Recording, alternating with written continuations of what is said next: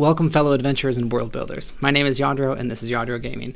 Today I'm going to be taking a dive into SoloDark, playing Shadowdark by myself, just using an oracle, kind of everything the book gave me. Last session I did a session 0 and I came up with a couple different characters that are all at level 0, and today I'm going to take them through the world a little bit and see what kind of trouble they can get into. So, based on the results from last session, we kind of crash landed on this continent. I have a shipwreck up here on this page that I printed out, and we're basically going to be starting kind of in between these two hexes and trying to figure out where do we want to go from there. There's a couple different places of interest, including a series of caves, like a hermit village above a tomb, and then there's like wizards that gather here at this fort. So I'm going to ask the oracle a couple questions on where to get started, but let's meet our characters first. So we start off and we have a human with a barbarian background, not someone that's terribly strong. They've got kind of below average stats, I would say, but they do have a weapon, so that's good. We're going to have a little bit of a survivability thing there. So I have Godfrey, and he is our barbarian human. Annie is a halfling scholar. She's kind of pretty well built all around. Strength is the only thing she's kind of lacking in, but she has great con, intelligence, and wisdom. So really, she could be anything that she wants to be.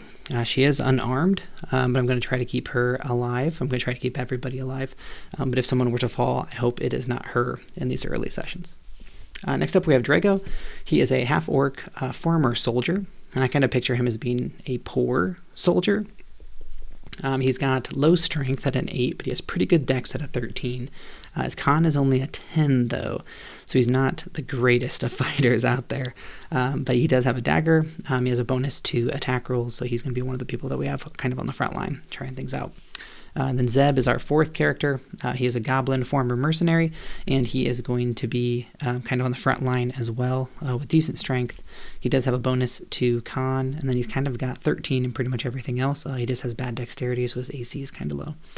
So I've got a couple different things that I'm working with here to get this adventure started, and I'm not going to jump too much into their progress sheet initially, just because I don't know if they're going to survive, and I don't want to put like a bunch of like long-term quests on there until I know what they're really going to be doing. But I do have the character sheets in front of me. I have like a little cheat sheet I made for dungeons where I've got kind of like on the way out, I've got some different encounters set up that I can do. On the way back, and then when they're in the dungeon is in the middle. So once they get to wherever their adventure is, I can kind of track all that and then tally it up at the end. Or I just have some different encounters, features, room details as I roll the rooms on what I have. So starting at that crash site, the first thing that we're going to do is kind of determine what happens as they all come to. I picture these 4 kind of just coming to on the sands of this ocean beach that they just ran into. Some kind of a storm or something blew through. I'm not entirely sure. Maybe we'll find that out later. But for now, they've all kind of shipwrecked here, and they're just trying to scrounge up anything they can find to get something together here where they can kind of defend themselves against the wilds, because they have no idea where they are. They don't know where the nearest village is going to be. So right now they're in survival mode. In front of them, they see just vast fields of grasslands, and they see a couple mountain ranges on either side to their left and right, here and here. And they see grasslands in between. So I picture that being a little bit wooded, but for the most part, it's just kind of rolling hills and plains, and we're going to see what kind of adventures we can get started on that. So we've already built out our overland hex map, at least what we're going to engage with for now. We've already built out our points of interests. We're not jumping to settlements. So I decided that I'm just going to be using the oracle that is in the book when I ask some questions, and from there we'll build it out as necessary and pull in some other implements as we need to, maybe the Mythic Game Emulator, something like that as we get going. So to start things off, we know that they've got a hermit's shack up there. I'm wondering if they know it's there. Can they see it's there? Do they see any kind of sign of it? So I'm going to start off and give a d20 roll on the oracle table to see yes, no, maybe, and kind of see where we go from there. So on a 6, no, they don't notice the hermit shack. So I'm going to say that that is not going to be our first point of interest, and we're just going to continue on. And the only place that they can go, I mean, they're probably not going to go into the mountains, but they're going to head into these grasslands. So 2 of them have weapons. They have a couple. They have a flint and steel, grappling hook, caltrops, some iron spikes, and a dagger, and then a pole. They don't really have any torches, so kind of staying above ground might be a good idea for now, unless they can find something along the way. So we just found out that is an even number. Does something happen on an even number? No, it's only on odd numbers. Perfect. So we're going to continue on from there, and we're heading into the grasslands. So if I go back to where I was on the overland sheet, this is kind of the messiness of playing on your own. It is unsafe. So based on unsafe terrain that they're going to have, I think that is an encounter every 3 hours of travel. Oh, dumb. All right, so if they are heading through an unsafe area, it's every 3 rounds. They're going to have to make a check. So rounds meaning every 3 hours. So if every hex takes 4 hours walking to complete, there would just be 1 check here as they move through this and towards the southeast sort of direction. So I am going to roll my d6 and see if I hit a 1. First 3 hours go by, they make it most of the way through the hex here, and they do not seem to hit an encounter. So I guess the question is, do they head towards the south or do they head towards the east as they get moving in this direction? I'm going to say 1 through 3, they're going to head to the south, and 4, 5, 6, they're going to head the other direction. 1, 2, 3, head towards the south. They're heading into our number 1 check, which I believe is a deadly check. All right, they're going to get started right away. So that is a deadly point. So there must be some kind of dangerous creature here. I'm going to ask the Oracle if there is quite a formidable foe in this region that makes it really deadly, or is it a bunch of small monsters? So let's say, is there one large monster that prowls this area as its homeland? That is a 2. And if we head over to the Oracle, we will see that a 2 is a no, and it is an even number, so there's no twist. So there's not one large monster down here. It seems like there are many monsters down here. So maybe this is like, I don't know if it's a breeding ground or something, or coming down from the mountains, is it like a bunch of kobolds? I made up a random encounter chart here, and in the grasslands, kobolds and rats kind of dominate it. There's also some other ones as well, like a wolf, cobra, snake, giant rat. Depending on how poorly I roll on that table will determine kind of what we hit. So as we head southwardly into that number 1 square, let's roll another random encounter and see if we hit anything. 5, nothing. So 3 hours there, 1, 2, 3, and since we've moved into deadly, that is now going to transform into every hour we're going to have to make a check. So I'm going to roll another one as they head further in, and we hit 1. Oh boy. All right, so we are getting into our first combat encounter here with some kind of a creature. I'm going to just roll on the 2d6 and see what I come up with to see what it is. So the most likely thing we're going to find is a kobold or a rat down here, or a pack of them. We rolled a 10, so it is 1d4 rats. So we're getting right into the action, and we're going to be fighting 1 rat. Not that bad. I doubt that is the only rat here. There could be reinforcements coming, but we're going to start off with a combat, and it's going to be these 4 versus a rat. Now, we actually have some tables here that Shadowdark gives us, so let's find out if they are close, if they are far, what kind of activity they're doing. So we have 1 rat. On a 2, it is near. So it must have been hidden in the tall grasses as the party of 4 encroaches on its turf. And now let's see what kind of activity it is doing. A 7, it is building or nesting. So maybe it is digging in this grass, or it's kind of chomping down some of the tall blades of grass, and it's knocking them down into a heap so it can build a nest in this area. And if it is nesting, it's probably not the only one. I don't think there's going to be a reaction check on this. I think it's just going to kind of start. And as it is near, it's going to be able to get in contact with me as well as them. So let's roll some initiatives and see where we end up. I'm going to say the rat is a brown and my team is a green. The rat is a brown. It is a 15. My party goes first. So this rat comes rushing in. Well, not really rushing in. My party comes rushing in, and the rat is left a little bit surprised as we get the jump on it. So I'm going to head back here, and I'm going to jump over to rat. Not terribly ferocious creatures, but very dangerous to a level 0 party. So we're just going to go down the line here and go Godfrey, Annie, Drago, and Zeb. Godfrey's going to walk up and he's going to pull out his club. He has a -3 to attack rolls because his strength is only a 5. So let's go ahead and roll that. The AC is 10, so we'll see what he can do. No, he's going to get a 1 on that attack roll. Not a nat 1, a modified 1. So Godfrey steps up and swings his club, is unable to hit. Annie's kind of freaking out. All she has is really a fist attack. She has a -1 on it because her strength is poor. 11 -1 is a 10, so that will hit, and she's able to hit this thing for 1 damage and splat it. And that is it. Annie is our victor. She's able to kill this rat. Now my question is, if this thing is nesting, was that the only thing around here? And I'm going to probably give disadvantage on this roll. I'm going to say it's very unlikely that that was the only one. Crit is nullified with a 5. That is going to be a no. Oh boy. So there are other rats around here. And that tells me that we probably just drew that in. So I want to jump back over here. We have our oracle chart in front of us. It was an odd number, and that's what I'm checking. If it's an odd number, the outcome has a but around here. It alters the situation without fully negating the oracle results.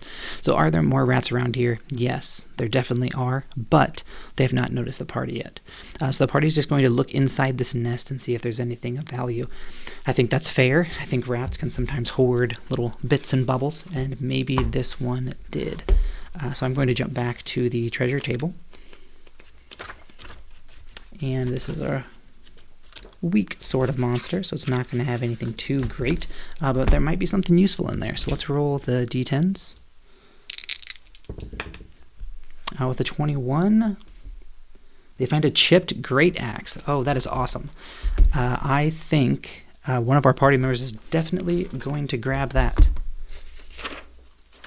One of our parties is going to grab that. I'm going to say that's probably our highest strength person is Zeb, and he did not have a weapon, so I'm going to give him the great axe. Okay, there's a chipped old nasty great axe from someone else that had fallen in this area. And I love how Shadowdark Books is set up, because at the front of it you go right to it and there are the weapons. So the great axe is 1d8, 1d10. He doesn't have a shield or anything, so he's going to wield it two-handed. He's going to do 1d8, or 1d10. I'm sorry. All right, so Zeb went from doing 1 damage to having a +1 and doing 1d10 on his damage roll. That's awesome. Great axe. Awesome find. So they head to this area, and there's this rat making a nest. They're able to come in there. Annie's able to punch it to death by punching it in the head, getting the jump on it before it could react. And digging through their nest, they find a great axe.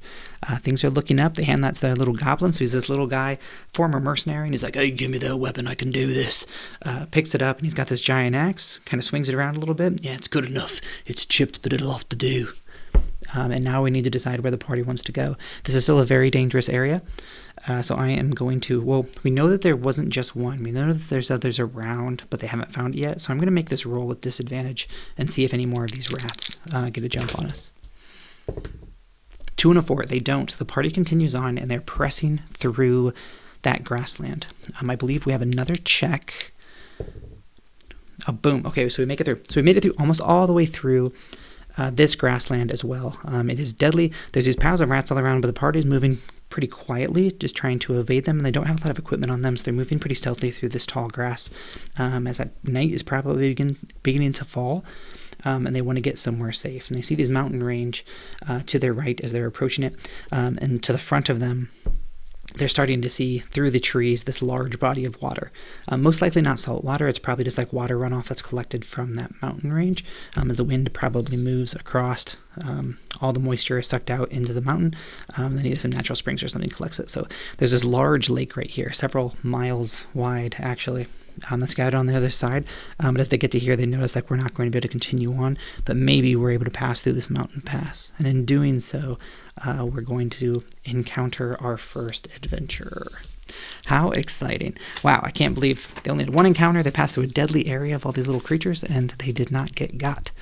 So let's see what we have here. We're going to jump back to the adventure builder, and I just have these printed out just so I can do it a little bit quicker. 2, it's small. Okay, so these caverns that are built into here are of a small size. So being a small, it is 5d10. So we're going to exit out the other rooms, and we're just going to pull up 5d10.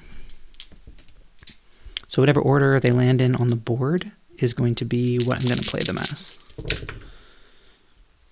So there's a 10, 4, 4, 5, and a 2. I'm going to swap the 2 and the 0 because the boss I kind of want to be at the end. That is the highest one, so that is where it's going to be. So they're entering So they are entering top to bottom. We're entering with a 2. So room 1 is a 2, 4, 4, 5, and 10.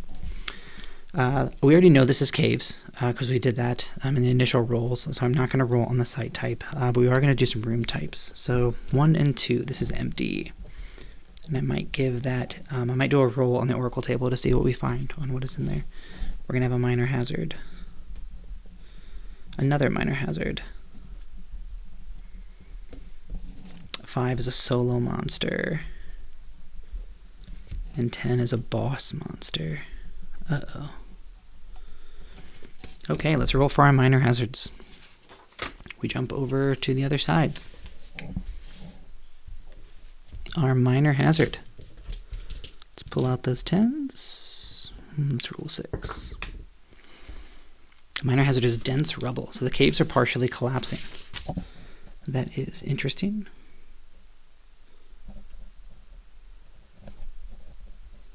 Dense rubble. The next minor hazard is a 2, a stuck or a locked barrier. So maybe there is some kind of a barricade put up here, but it is blocked. I love that. And we can start to do a little narration here. There is a solo monster a little bit further down. And it is a mighty brute. Oh, and that bodes well for us, I'm sure. My poor characters, they just started. And the boss monster, what does he got with him? A 1. He's physically the strongest. Okay. All right. So in this dungeon, we get into this first room. They enter this, as they're approaching this mountain range, they see kind of a cave opening up.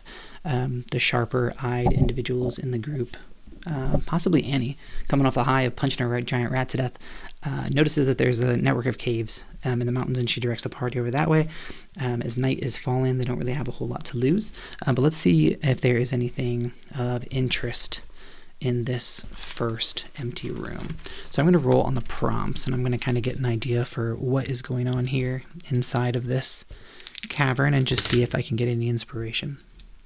48 is evolve, and 33 for our noun, evolve integrity. So maybe this is like a former place of worship. Maybe people took to traveling to this area. Maybe it's not like a temple necessarily, but it is a place where people would maybe make a pilgrimage to. This could be like a trying grounds, not like a first level dungeon necessarily, but it is a place that they could go to challenge themselves to make it through this, like almost like a layer of fear. I like that a lot. So people would come here, they would go through this pass, head into these deadly grasslands beyond, so maybe they're mostly heading from the southern direction through this tunnel. And that would tell me that maybe at the beginning or end of this cave network that there are some torches on the walls. I know my players don't have, my characters don't have any torches at this point, so I think that there are some that are mounted up here in sconces that are for passersby going either direction, that are stocked by someone occasionally. Really cool. So a couple of them grab 2 sconces off the wall. I think Annie's going to be one of those since she doesn't have a weapon, and Drago is going to be the other one because he has a one-handed weapon. So I'm going to give both of them a torch, and we shouldn't run out of time necessarily. So I'm just going to say that Annie's going to go up first with her torch and make sure the rest of the party fills in behind. Light is important, so we want to make sure that with her flint and steel, she lights it up, and she wants to make sure that they have some light down here so they don't get immediately overrun. Number 6, well, I guess I have to roll actually to see how dangerous this place is. So let's look at the map. Let's find out what the danger level is. Oop. A 2, it is unsafe. So that's about the best case scenario for a low level party, is that it's just unsafe and it's not any worse. So we're going to be making checks at unsafe, which I think is every 3 rounds, which isn't all that bad. From there, let's just check out what the adventure is. So we kind of already have an idea of what this place is going to look like. I'm going to roll these 3, and the order that they land in the dish is going to be what we go by. Find the ritual of the Dwarven Lord. Oh, very interesting. So for this adventure, we want to find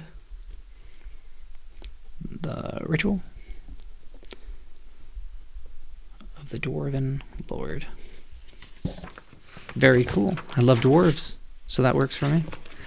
Let's go up with a dungeon name now. This is always the funnest part, to get a little bit of inspiration.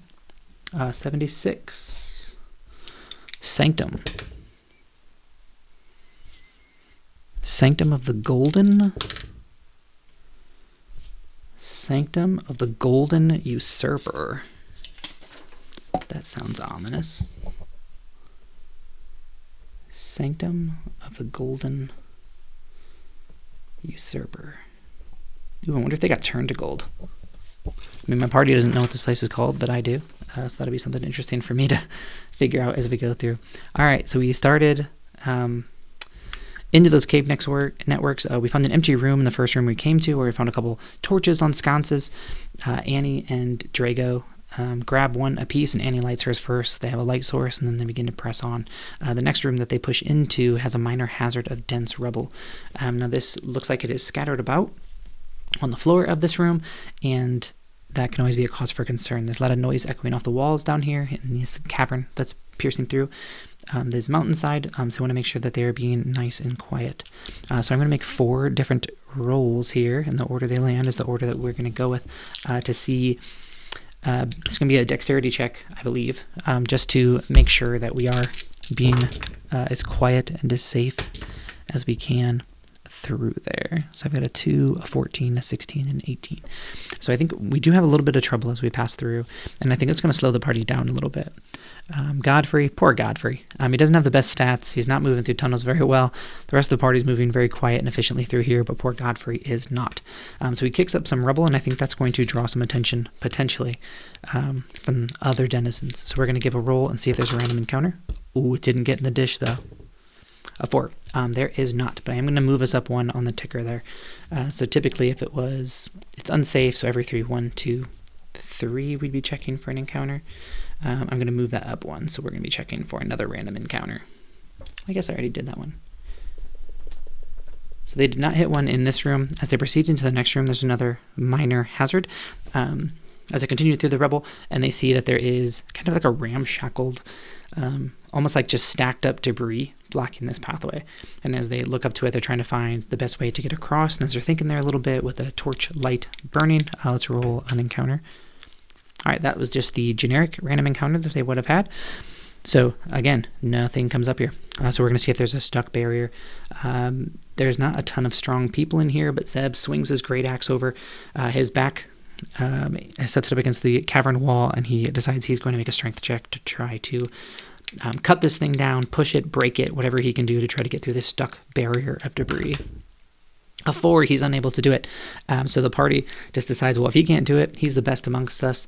The only thing we can do is possibly burn it. So I think they're going to just Annie's going to take her torch, and she's just going to light it in there, wait till it catches, and then back up a little bit so the smoke doesn't fill where they're at. And I think they're going to have to take a little bit of time here to try to just wait until this either burns off, and it's probably going to draw some attention. So over the next several rounds, I think there's going to be a couple different checks here to see just how dangerous of an encounter this is going to be. So I'm going to make 2 d6 rolls here, that's essentially, if it's unsafe, that's going to be like 2 different checks on the unsafe checking, and we're going to see if any of those trigger.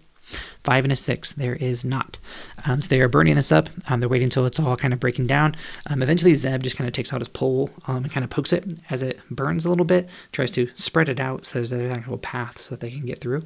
And one by one, after it burns down a little bit, they slowly make their way across that barrier and into the other room, thankfully making nothing the wiser. On the other side of that is a solo monster. This is a minor brute. So I came up with a random chart here to see what we might find on the other side. We are in the caverns, and I think the brute is possibly going to be that giant rat. I want to ask the Oracle, is it a giant rat on the other side that is looking rather brutish? A 5, it is a no, and that is odd, so it is no, but it is not a giant rat, but maybe it's something that recently attacked the rat. Is it a cobra snake? I'm going to say that it is the cobra snake, and it is for sure with a 19. A cobra snake is what the party comes into contact with, and these things are deadly. So as they come in on the other side, it opens up its fan-like neck I think the cobras have that. At least they do in my world now. And we are going to enter combat with a cobra. This might not be good for several of our PCs. But that's what I made on the chart. It seems like they would find those in caverns, so we're going to roll with it. We're going to see what happens. So it is party versus snake. There's just one of them. So let's see where it is. We're going to say the bad guys are in black, and we are in green. Let's see where we get here. Bad guys are in black, so it gets the jump on us. It is surprised. It strikes from the shadows. Let's do our... we're just going to roll a d8 to see who it attacks. 1, 2, 3, 4, 5, 6, 7, 8. He's going to take an attack roll on Godfrey. He would be in the lead. He's the old grizzly veteran in my mind. That's why his stats are so bad. He's probably in his 50s. Former barbarian. He's just trying to make his way. I don't know where he was headed on the crashed ship, but he is the one that is in the lead to lead these younger folks.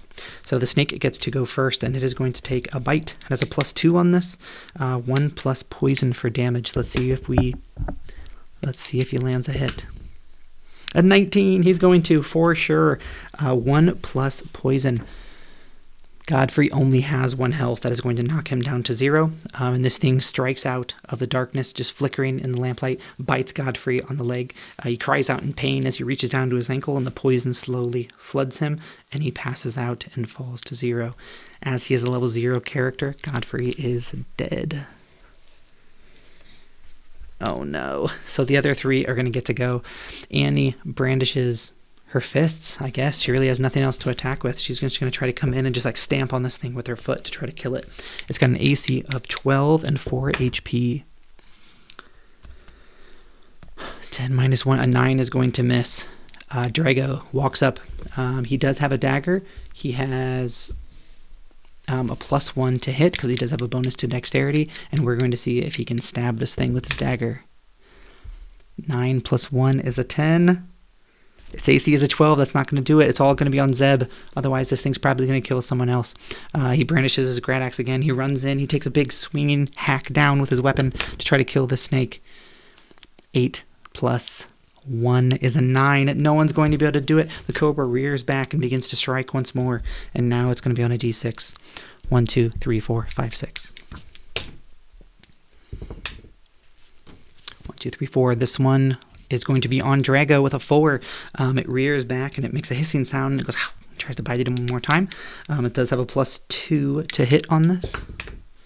14 plus 2 is a 16. Drago is going to be bitten. He takes 1 damage, which automatically takes him down to 0, and Drago is no more. Oh no, 2 of them are gone. Annie and Zeb are the last ones we have left. It's top of the order. I'm going to switch dice. That black dice is cursed, and Annie is going to go, and she's going to take an attack with her fists. 14 minus 1 is a 13. She hits it for 1 damage. He only has 3 left. If Zed can make the attack roll here, they will survive. He brings up his great axe and swings it down at this snake. Oh no, it bounced out of the cage. 18! Let's go. 18 plus 1 is a 19, and he has a 1d10 for damage. This could be it. He needs a 3 to hit this cobra. A 9! Boom! Brings the great axe down, cuts this thing's head off as it's writhing in place, and it is no more. As this brute of a creature here, this cobra, is finally laid down by Zeb. The party is reeling. They just lost 2 of their members as they hold on to him, trying to put compression just above where the bites are from the cobra, but they're unable to save them. Godfrey and Drago are both dead. Annie and Zeb take a moment to collect themselves, slowly lay them to rest in the sides of the cavern, and grab anything of value that they can find. It's sad, but it's all they really have to do. Oh, adventuring is rough. So we're going to say that Annie is going to take the club. So she now has a weapon that does 1d4 minus 1. She's going to take the grappling hook and the caltrops. Zeb is going to take a dagger, so now he has a throwing weapon, 20 iron spikes, and the torch from Drago. Sometimes that's just the way it goes. This is why I didn't go too deep into their backstories, because I didn't know if they were going to survive. And we've got one more room to go. So Annie and Zeb, after mourning the loss of their compatriots, stand up and they move their way through the rest of the cavern into the final room where this is a boss monster. It is physically the strongest, the brutish cobra left behind as the party. Oh, well, let's see. That is an actual set piece monster. So there is probably some loot in this room. So I'm going to go ahead and roll that to see if there's any consolation for the party where they may have lost people, but at least they get a little bit of treasure for their efforts. 57. There is a pair of silvered daggers. Not a bad prize. 57 is a pair of silvered daggers. I think they will both take one of those.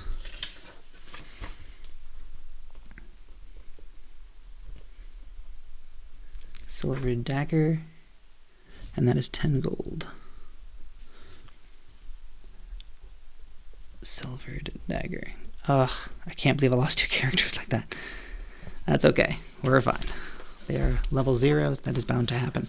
So the party is able to find probably where previous adventurers came through there on their proving grounds through here. There were a couple silver daggers in each of them.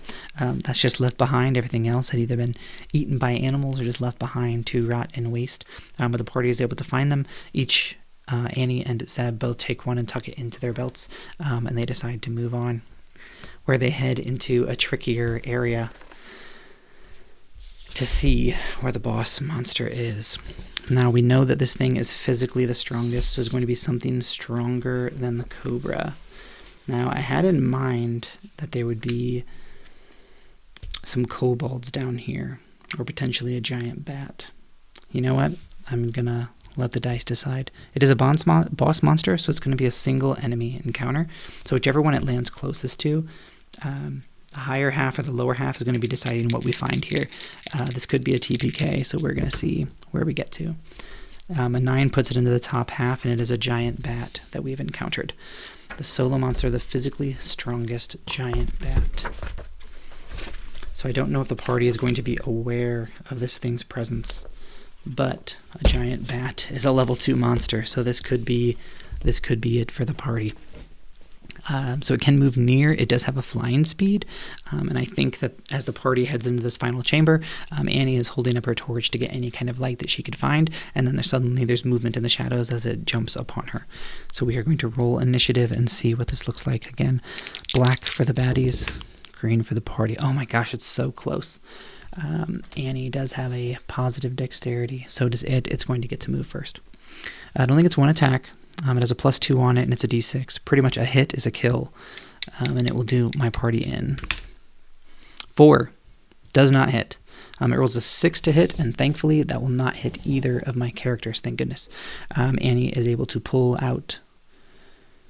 I guess she's going to use her dagger. That'd be a d4, and it wouldn't have a penalty. It's just going to be a 0. She's just going to roll a d20 and use a 1d4 as her attack modifier. It is a 12 to hit, and she rolls a 15. Which is a flat on the dice, so she's just going to roll a d4 for damage. Awesome. Way to go, Annie. Got to get it in the dish, although that was a 2. It would have been a good roll, and it's a 2. So that means our giant bat is down from... It's got 12 AC. 12 AC, and it has 9 hit points.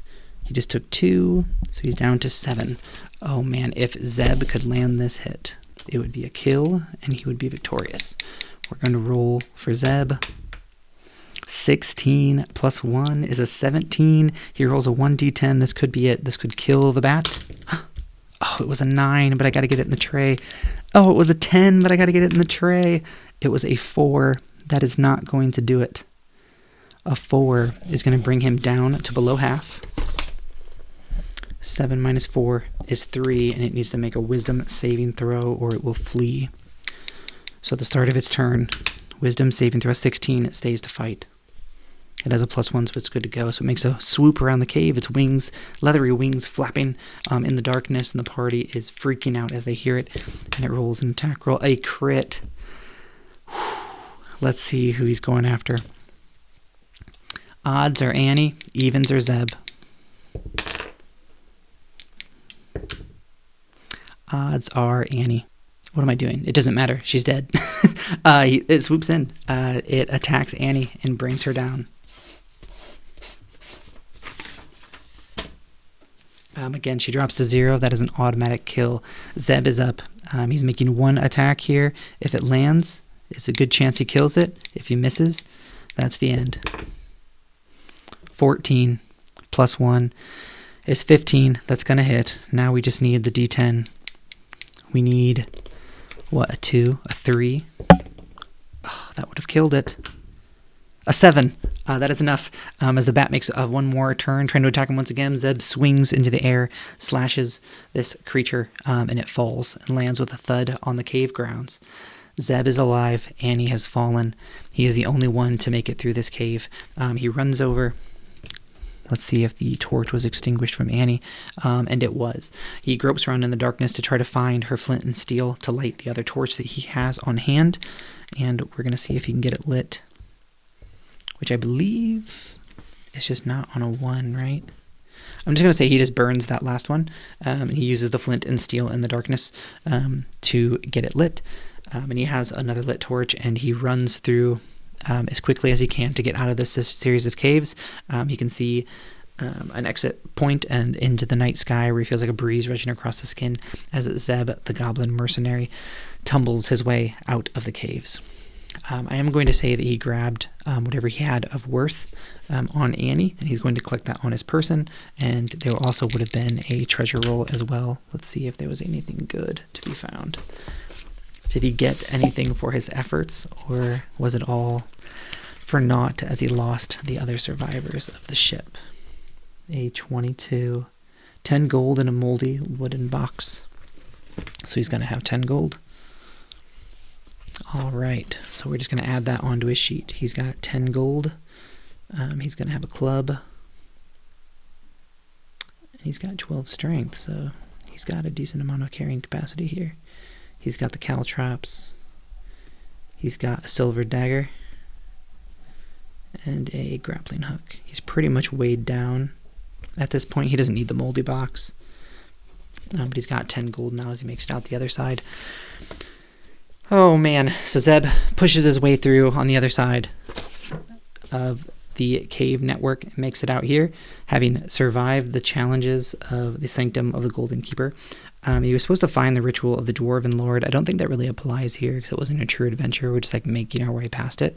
But he made it through the Sanctum of the Golden Usurper. So maybe like at one point someone had fled this way and made it through, maybe stole some gold or something and made it through in either town, or maybe made it to the ocean of some sort, but he was able to make his way through here and make it to the other side.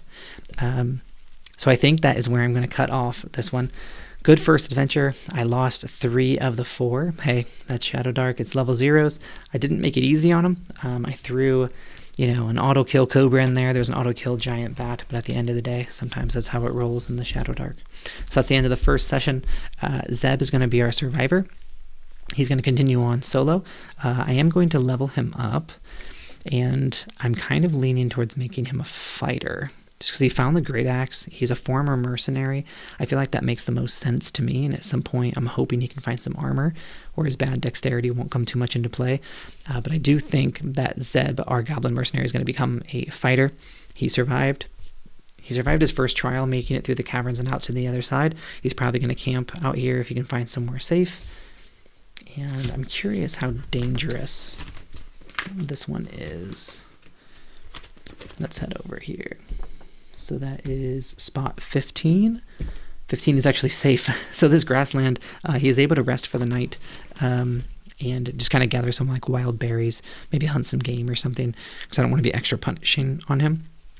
But he is able to get a rest off. He is going to become a fighter, I believe, and I'm going to roll that up so he'll be level 1 next session as he continues on his adventure to see what's on the other side of these mountains. And I might actually build out a little bit more of the map as well, so he has a little bit more room to explore. Thank you so much for tuning in. I'm going to consolidate all this and give him an actual level 1 character sheet and see where his adventures takes him, and if he can find anyone else in this part of the world that can maybe join him, or if he can find a village of some kind. I don't know what the future is going to hold, but this was just a quick and dirty run through of SoloDark for Shadowdark, and I'm going to see just how long he can survive and how long we can take this for. If you're enjoying it, feel free to hang around, like, subscribe, leave me a comment, give me some feedback if I messed anything up. I'm relatively new to Shadowdark, but I'm trying my best, and we'll see where old Zeb can go heading into the future. I'll see you in the next video, and remember, why be a player when you can be a god? Or both.